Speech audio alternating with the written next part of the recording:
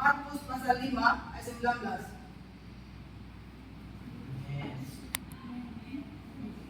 Satu dan tiga. Yesus tidak membenarkannya, tapi ia berkata kepada orang itu, pulanglah rumahmu kepada orang-orang sekampungmu, dan beritahukanlah kepada mereka segala sesuatu yang telah diperbuat oleh Tuhan atasmu dan bagaimana ia telah mengasihi kamu. Ya, Yesus tidak memperkenalkan, tetapi berkata kepada orang pulang. Jadi di sini penekanannya tentang orang yang beriman. Menurut Henry Henry, jika kita beriman kepada Yesus Kristus, sangat sulit dan termudah dalam hidup bisa menjadi berkat. Jadi begini, kalau orang beriman itu kan dilihat dari di gereja, ya. Seseorang itu dikatakan beriman ketika berhadapan dengan persoalan, permasalahan, kesulitan. Jadi jangan Anda pikir orang beriman itu yang ada di gereja, enggak. Ketika diperhadapkan dia satu situasi kesulitan, masalah apakah dia masih tetap berpengharapan kepada Tuhan? Di situ sebenarnya penekanan orang beriman. Tetapi supaya beriman, tentulah pergi beribadah. Lagi. Dikatakan seseorang itu beriman dan teruji imannya ketika ada masalah. Tetapi supaya dia punya iman, fondasinya kuat, tentu rajin beribadah. Karena apa? Di dalam Roma 17 ayat 20, iman timbul dari mana? Dari main TikTok, main game. Tapi pendengaran itu timbul ketika ada wadah, homset, FC atau apapun itu, iman bertumbuh. Maka rajinlah. Maka dalam kerajinan itu kita akan memiliki suatu pondasi yang kuat. Ketika ada badai, ketika ada persoalan, tetap punya pengharapan hanya Tuhan yang bisa menolong. Ya, maka dikatakan orang beriman akan teruji dalam masalah. Orang beriman akan teruji dalam masalah. Karena banyak orang Kristen, karena di gereja. Kalau orang Batak pertanyaan iya, tetapi ketika ada masalah, Tuhan nyedek ke orang lain, Tuhan nyedek di IG, Tuhan di Facebook atau ke media sosial. Mari ketika saya sakit Tuhan, saya sakit Tuhan, tapi ada tanggung jawab Tuhan lakukan saya. Saya Tuhan. Maka dia bilang, mau mati tengah jalan pun saya tak persoalan karena saya bersama Yesus, mau diapain pun saya udah siap. Besok saya dipanggil Tuhan, saya udah yang masuk surga. Itu iman saya. Jadi mari. Apapun persoalan kita berserah kepada Tuhan. Berserah kepada Tuhan. Karena Tuhan itu memberikan penuntunan kita dituntun. Jadi mari kita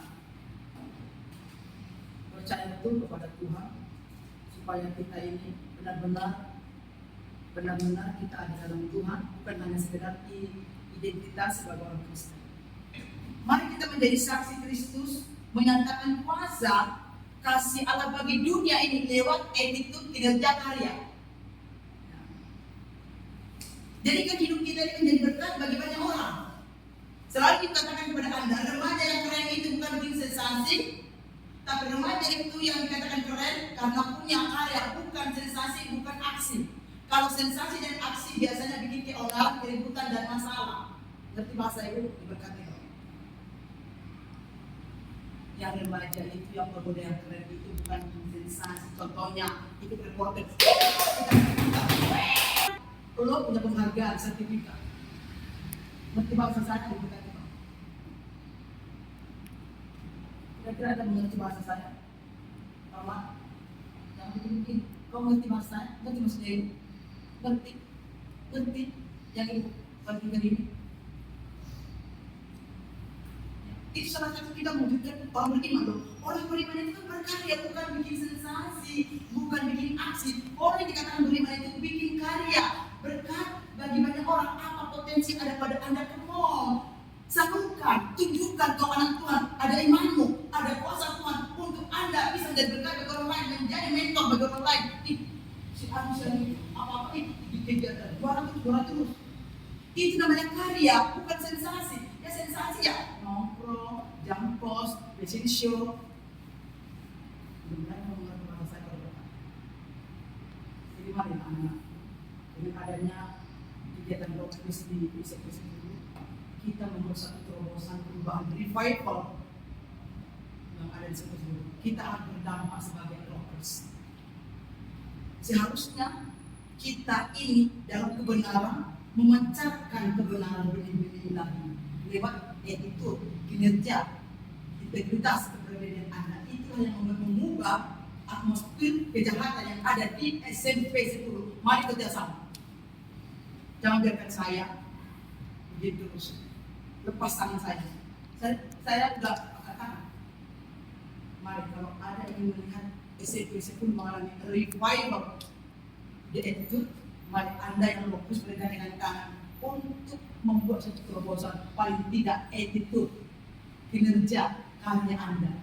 Saya percaya kalau kalian yang fokus ini mengerti dengan bahasa saya, paling tidak step by step ada perubahan karena roh Anda memiliki iman, paling tidak ada pembaruan attitude, ya, kedisiplinan, bukan bahwa Anda anak Tuhan.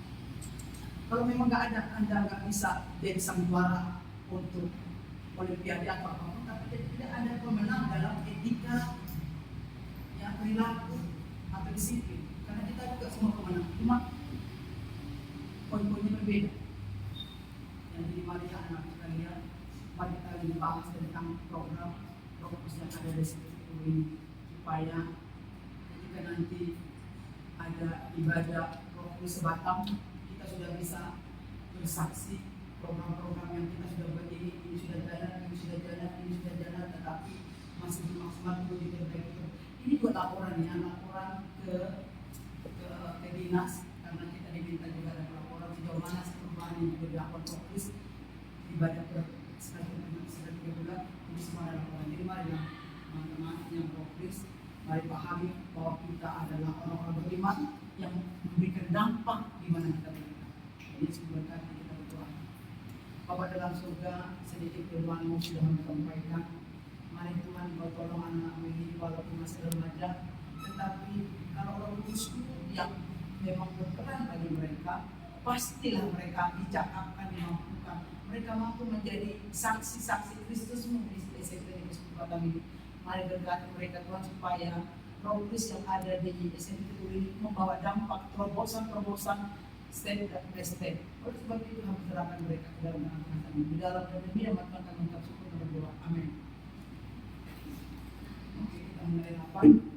Ibadah leadership atau webinar sertifikat ketua saya berlian belum saya serahkan sertifikatnya karena beliau tidak hadir karena tidak di sini. Kalau sudah masuk bersama langsung minta maaf yang kelewat karena bagi Sentina kalau tidak memenuhi syarat terima kasih. Baik teman-teman,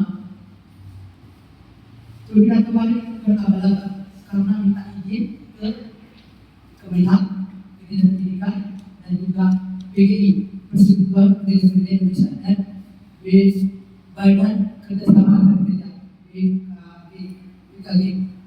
Jadi artinya webinar itu benar-benar disampaikan oleh Persatuan Gereja Indonesia yang ada di Batam ini, BKG, Badan Kerjasama Antar Gereja.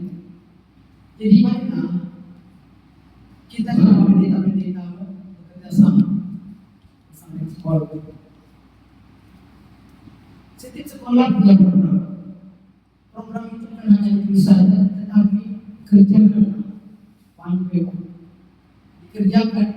Ya, jadi kalau ada Rockris, ada program harus jalan. Jangan ada Rockris, ada program tapi begini. Jadi mari kita satu-satu kita bahas tentang yang pertama. Ini kurang dekat alamatnya. Setiap tahun ada satu program.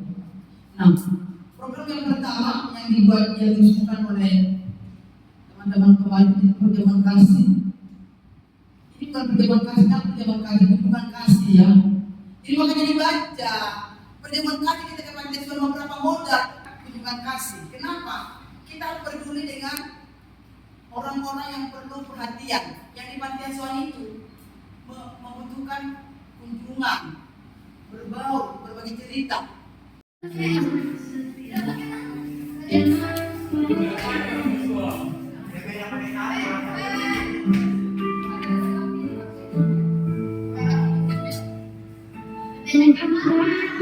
Jadi demikian perjamuan kasih ini.